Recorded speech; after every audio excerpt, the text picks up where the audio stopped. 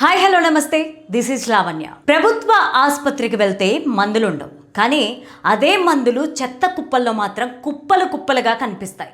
ఇది వినడానికి విడ్డూరంగా ఉన్న మన రాష్ట్రంలో జరిగిన పచ్చి నిజం.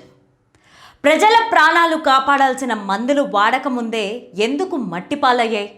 కరోనా కష్టకాలంలో జనం అల్లాడుతుంటే కొందరు పాలకులు వందల కోట్లు ఎలా తగలేశారు?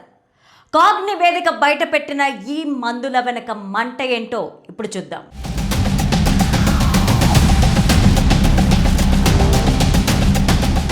ఎక్కడో మారుమూల పల్లెల్లో కాదు, సాక్షాత్తు రాష్ట్ర ప్రభుత్వ వైద్య నిల్వ కేంద్రాల్లోనే కోట్ల రూపాయల అవినీతి వాసన కొడుతోంది. 2016 టు 2022 మధ్య జరిగిన మందుల కొనుగోళ్లపై కాగ్కి సంబంధించిన అస్త్రాలు ఇప్పుడు ప్రకంపనలు క్రియేట్ చేస్తున్నాయి. రోగికి అందాల్సిన గోళీ రోడ్డు పాలు కావడమే ఈ కథలోని విషాదం.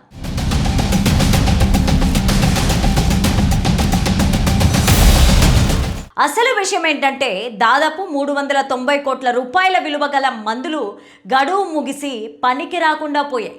సుమారు 2,50,000కు పైగా మెడిసిన్ ఐటమ్స్ వాడకుండానే ఎక్స్పైరీ అయిపోయాయి. అంటే జనం కట్టిన పన్నుల డబ్బులు వందల కోట్లు నేరుగా మట్టిలో కలిసిపోయాయన్నమాట.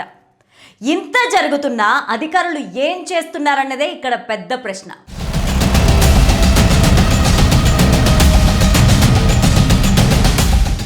సాధారణంగా ఏదైనా మందు గడువు ముగిసేలా ఉంటే ముందే అలర్ట్ ఇచ్చే సాఫ్ట్వేర్ ఉండాలి. కానీ తెలంగాణలో ఏ ఔషధి అప్లికేషన్లో 2019 వరకు అసలు అలర్ట్ సిస్టమే లేదట.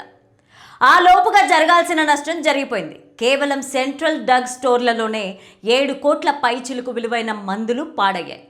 టెండర్ నిబంధనల ప్రకారం వాటిని వెనక్కి పంపే అవకాశం ఉన్నా ఎవ్వరూ పట్టించుకోలేదు.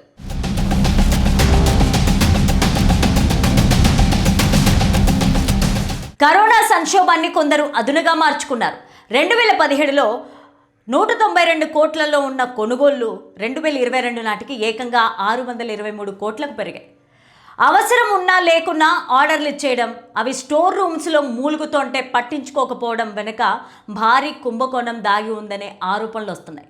మొత్తం 3,715 కోట్ల రూపాయల మందుల కొనుగోళ్లలో పారదర్శకత గాలి కొదిలేశారు.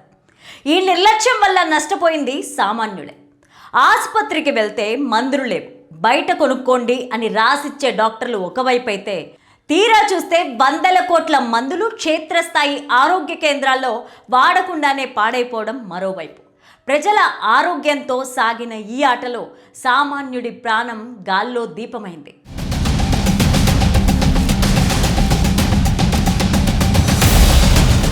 ప్రస్తుతం వైద్య ఆరోగ్య శాఖ మంత్రి దామోదర రాజనరసింహ ఈ వ్యవహారం పైన తీవ్రంగా స్పందించారు. గత ప్రభుత్వ హయాంలో జరిగిన ఈ 390 కోట్ల పై చిలుకు దోపిడీపైన సమగ్ర దర్యాప్తుకు ఆదేశించారు.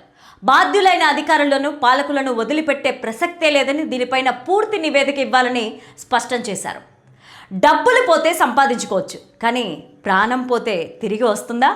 మందుల కొనుగోళ్లలో కమిషన్ల కోసం కక్కుర్తిపడి రోగులకు అందకుండా చేసిన ఈ పాపం ఎవరిది? వ్యవస్థలో ఉన్న లోపమా, లేక పాలకుల ధనదాహమా? దీనిపైన మీ అభిప్రాయం ఏంటి?